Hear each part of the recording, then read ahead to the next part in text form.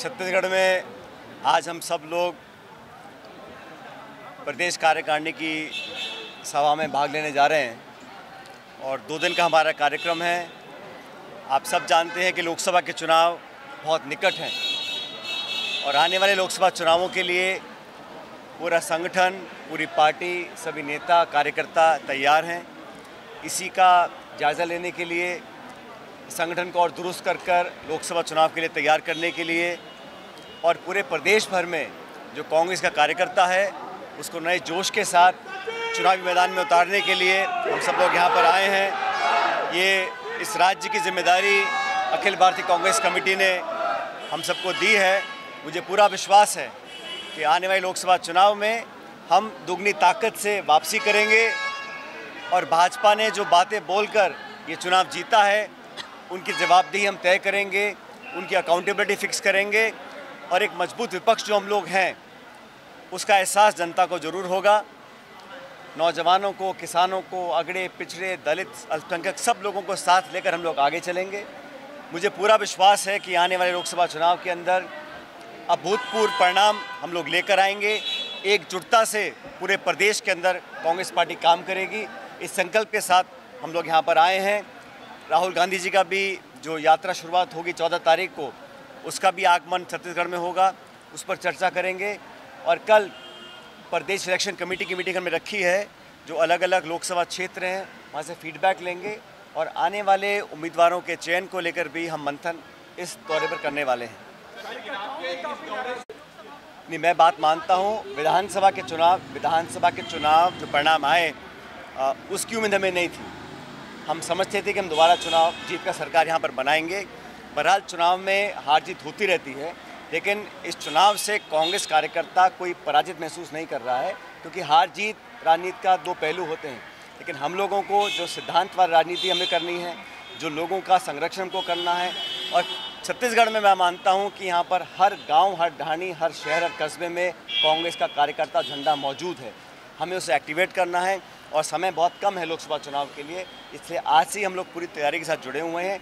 नई टीम हमारे पास है, बुजुर्ग अनुभवी नेता भी हैं, नौजवान नेता भी हैं, सबको मिलकर लेकर चलेंगे। और हमारे जो अग्रिम संगठन भी हैं, महिला कांग्रेस है, यूथ कांग्रेस है, सेवा दल है, NSUI है, इन सबको साथ लेकर आगे से लीड करेंगे और परिणाम कांग्रेस के पक्ष में आएंगे।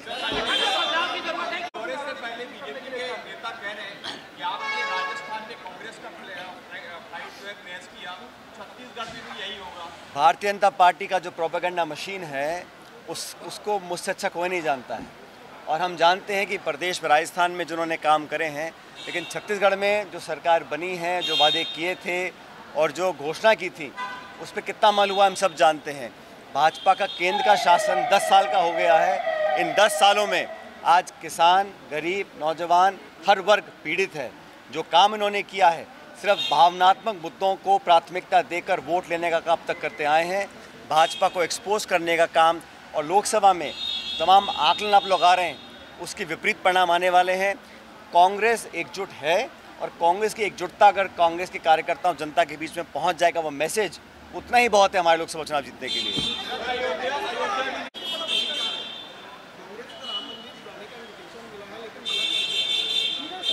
देखिए, इस पर कांग्रेस पार्टी का स्पष्ट एक स्टेटमेंट कल आ गया है और मैं हमेशा इस बात को कहता आया हूँ कि राजनीति और धर्म को अलग अलग रखना चाहिए।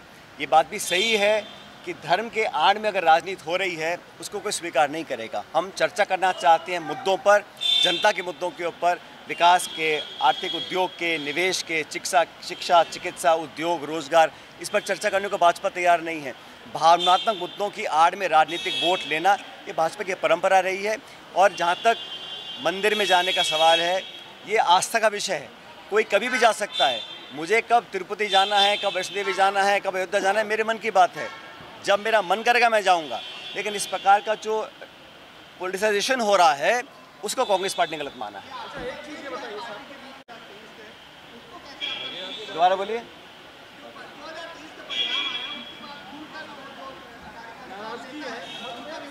देखिए, जब चुनाव संपन्न होते हैं और जब हार होती है तो स्वाभाविक है कि कार्यकर्ताओं के मन में ठेस होता है।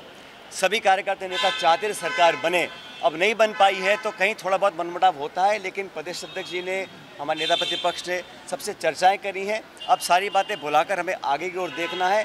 अब लक्ष्य ये है कि देश में कांग्रेस और इंडिया अलायंस कैसे मजबूत होगा। हमारा सीट का बंटवारों की चर्चा दिल्ली में चल रही है, बहुत जल्द एक रूपरेखा तैयार होगी और पूरा इंडिया अलायंस मजबूती से चुनाव लड़ेगा।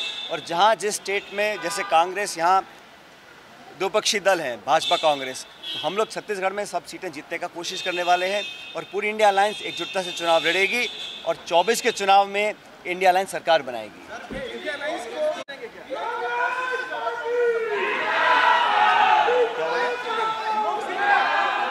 एक से 2 सीट।